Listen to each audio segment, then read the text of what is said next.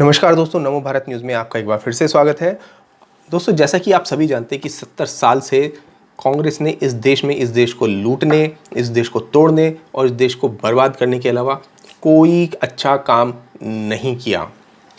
कहने को बहुत सारे बांध बन गए, बहुत सारे बिजली संयंत्र बने, मगर ये तो बनते ही कौन सा हमारा देश पीछे छूटने वाला था?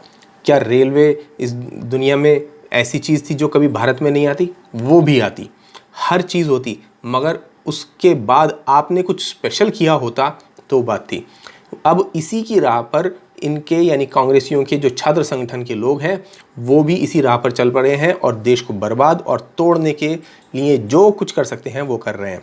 दरअसल कांग्रेस के छात्र संगठन यानी कि एनएसयूआई से जुड़े शौकत अली शाहीन की हिंदूफोबिक टिप्पणियां सोशल मीडिया पर सामने आई हैं। फेसबुक प्रोफाइल में उसने जम्मू कश्मीर में एनएसयूआई का जिला महासचिव होने की बात कही है और शाहीन द्वारा फेसबुक पर की गई हिंदू घृणा और मजहबी वर्चस्व से लिप्त टिप्पणियां कुछ इस प्रकार है।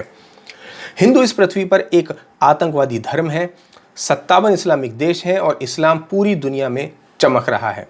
और भी बहुत सारी हैं, मगर मैं आपको एक एक करके बताता जाऊंगा और आपको गारंटी देता हूं कि इन सब को सुनने के बाद आप लोग जाकर इस व्यक्ति के फेसबुक पेज पर ज़रूर इसकी जो आरती है वो उतार देंगे। इसलिए इन सारी जो इसकी कमेंट्स हैं उनको सुनिएगा ध्यान से और साथ साथ कमेंट बॉक्स में आप जय श्री राम ज़रूर लिखिएगा ताकि इसको इसकी औकात पता चल सके।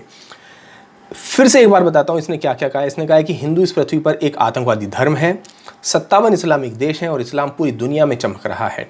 कुरान विज्ञान का मार्गदर्शक है। निरक्षर गंदे भद्दे हिंदू ही हमारे भारत में धार्मिक प्रदूषण फैला रहे हैं। इंशाअल्लाह मेरा इंडिया इस्लामिक राज्य होगा। ये गाय का गोबर और गौमूत्र पीने वाली कौम है। सोचिए, ये ऐसी प्रवृत्ति और ऐसी सोच रखने वाले लोग कांग्रेस के एनएसयूआई के छात्र हैं जो कल को जाकर कांग्रेस में सलमान खुर्शीद और इसी तरह के अन्य नेताओं की जगह लेंगे। अब सोचिए कि ये व्यक्ति जम्मू कश्मीर का रहने वाला बता रहा है अपने आप को, या जम्मू कश्मीर की एनएसयूआई की छात्र संघ का अपना जुड़ाव उससे बता रहा है, तो सोचिए जम्मू कश्मीर में रहकर ये क्या कुछ नहीं करता होगा। अब आपको बता दूं कि शुक्रवार यानी मई 15, 2020 को शौकत अली के इन हिंदू विरोधी और भड़काऊ टिप्पणियों के स्क्रीनशॉट सोशल मीडिया पर वायरल हो गए। फेसबुक प्रोफाइल के अनुसार एनएसयूआई के इस कथित महासचिव ने अपने प्रोफाइल में जिक्र किया है कि वह पुंछ जम्मू कश्मीर से है और उसने डिग्री कॉलेज राजौरी से पढ़ाई की है। इसके अलावा जल्द ही शौकत अली के अकाउंट से जानकारी मिलती है कि वह जवाहर नवोदय विद्यालय यानी जेएनवी से भी पढ़ाई कर चुका है। शाहीन ने खुद को एक वैज्ञानिक विचारक के रूप में वर्णित किया और लिखा है, और यह लिखा है कि वह वर्तमान में दिल्ली में रह रहा है। हालांकि हिंदू विरोधी टिप्पणियों के स्क्रीनशॉट सोशल मीडिया पर वायरल होते ही उसने अपना पेज निष्क्रिय कर दिया। शायद हिंदू समुदाय के खिलाफ अभद्र टिप्पणी करने के बाद एफआईआर की संभावना के कारण शौकत ने तुरंत अपना फेसबुक अकाउंट डिलीट या अस्थायी रूप से बंद कर दिया हो। यह भी संभव है कि शौकत अली के फेसबुक अकाउंट पर हिंदू घृणा से भरे हुए अन्य पोस्ट और टिप्पणियां भरे पड़े हों, जिस कारण उपरोक्त कमेंट को हटाने के बजाय अपने अकाउंट को ही पूरी तरह से गायब करने के लिए वह मजबूर हो गया हो। यह भी ध्यान देने की बात है कि हिंदुओं के खिलाफ गौमूत्र और गाय से संबंधित कटाक्ष उसी भाषा की याद दिलाते हैं जो पुलवामा में हुए फिदायीन आतंकी हमले से पहले उसके अभियुक्त आदिल अहमद डार ने इस्तेमाल की थी। यह महज एक संयोग नहीं है कि शाहीन कथित तौर पर कांग्रेस पार्टी के छात्र संघ से जुड़ा हुआ है और कांग्रेस के नेता लंबे समय से ही हिंदुओं के खिलाफ घृणा को बढ़ावा देते आए हैं और ऐसे बयानों को अपनी विचारधारा का आधार साबित करने का प्रयास किया जाता रहा है। लगभग हर दूसरे दिन ऐसे मामले सामने आए हैं जिनमें कांग्रेस नेता या उसके सोशल मीडिया प्रभारी गौमूत्र पर चुटकुले और तंज कसते नजर आते हैं। इसके अलावा आपको याद होगा केरल में कांग्रेस के छात्र जो युवा विंग है उसके कुछ नेताओं ने सड़क पर चौराहे पर गाय के एक बछड़े को काटकर बीफ पार्टी की थी। इस बात को तो शायद हिंदू समाज कभी भूलेगा भी नहीं। अब हाल ही में जब दुनिया कोरोना वायरस के खतरे से जूझ रही थी तब महिला कांग्रेस की सोशल मीडिया समन्वयक लावण्या बल्लाल ने एक ट्वीट में कटाक्ष करते हुए कहा था कि बाहर के लोग कोरोना वायरस का इलाज बेच रहे हैं जबकि भारत के पास तो गौमूत्र है। इसके अलावा यह कांग्रेस के पूर्व अध्यक्ष राहुल गांधी ही थे जिन्होंने लश्कर की तुलना में भगवा आतंकवाद शब्द को स्थापित करने का प्रयास किया था। वहीं पी चिदम्बरम और सुशील कुमार शिंदे भी कहाँ पीछे रहने वाले थे। उन्होंने भी अपने पुराने समय में बिना किसी प्रमाण या कारण के हिंदुओं को आतंकवादी कहा था। कांग्रेस नेता और पूर्व प्रधानमंत्री मनमोहन सिंह ने तो कहा था कि हमारे देश के संसाधनों पर मुसलमानों का पहला अधिकार है। आपको याद होगा जब इंदिरा गांधी की हत्या हुई थी उसके बाद राजीव गांधी तक ने भी क्या बयान दिए थे कि जब एक बड़ा पेड़ गिरता है तो धरती में हलचल होती है। तो यानी कि ये हिंसा की प्रवृत्ति रखने वाले तो सदा से ही थे। इन सबको यदि एक बार के लिए छोड़ भी दिया जाए तो कांग्रेस के वरिष्ठ नेता दिग्विजय सिंह ने जिस तत्परता से हिंदुओं को आतंकवादी साबित करने का प्रयास किया है वह जग जाहिर है। और आतंकी टीचर, जी हाँ, आतंकियों का जो मौलवी है, आप मौलवी तो समझते हैं ना, जो दीन की शिक्षा देता है, तो ये आतंकियों का जो एक इनका शिक्षक है जाकिर नाइक, उसको तो ये शांति दूत बताता था। और ज़्यादा दूर क्यों जाएं, अभी हाल ही में सीएए विरोधी दंगों में कांग्रेस की आला कमान ने ही अल्पसंख्यक को सड़कों पर उतर आने के लिए भड़काया था। और साथ ही शाहीन बाग में भी जाकर कांग्रेस के नेताओं, चाहे वो शशि थरूर रहा हो, दिग्विजय सिंह हो या मणिशंकर अय्यर ही क्यों ना हो, हिंदू विरोधी भाषण देकर आए थे। और उस कपिल सिब्बल को कैसे भूल सकते हैं, जी हाँ, वही कपिल सिब्बल जिसने राम मंदिर केस के लिए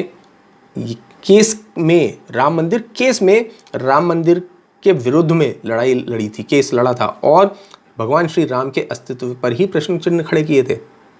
ये वही व्यक्ति है जिसने कहा था कि राम का अस्तित्व तो सिद्ध कीजिए तब आप राम मंदिर की बात कीजिए। इसके अलावा सीएए विरोध के जो दंगे हुए थे, इसमें भी पीएफआई से 77 लाख रुपए इनके अकाउंट में आने का सबूत सामने आए थे। उसके अलावा आपको याद होगा इंदिरा जयसिंह, जिसने निर्भया केस में उन आरोपियों को, उन कातिलों को, उन रेपिस्ट को माफ़ कर देने की बात कही थी, याद है? इसको भी पीएफआई के अकाउंट से 4 लाख रुपए इसके अकाउंट में ट्रांसफ़र किए गए थे और ये भी कांग्रेस की महिला विंग से जुड़ी हुई हैं।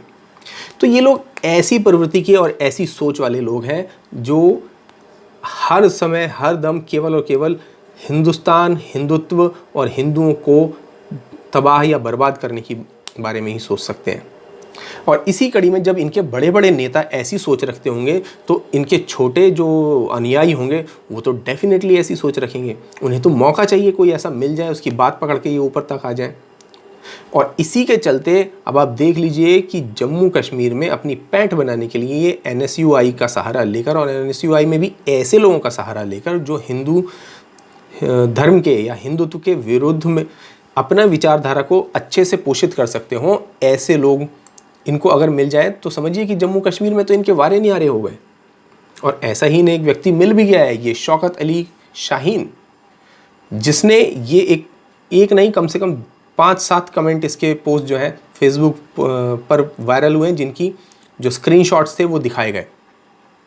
अब और आपको इसके अलावा क्या बताएं, आपको ध्यान होगा कि ये कोई अकेले लोग नहीं है जिन्होंने सीएए के विरोध में दंगे मचाए थे और पूरा दिल्ली को तहस नहस करने की प्लानिंग की थी। इसके अलावा भी आपको याद होगा कि अंकित शर्मा का जो केस हुआ था सीएए विरोधी दंगों में, अंकित शर्मा जो कि इन्वेस्टिगेशन ब्यूरो यानी कि आईबी के कांस्टेबल थे, उनकी हत्या कर दी गई थी। निर्मम हत्या की थी ताहिर हुसैन ने, किसने? आम आदमी पार्टी का नेता हुआ करता था।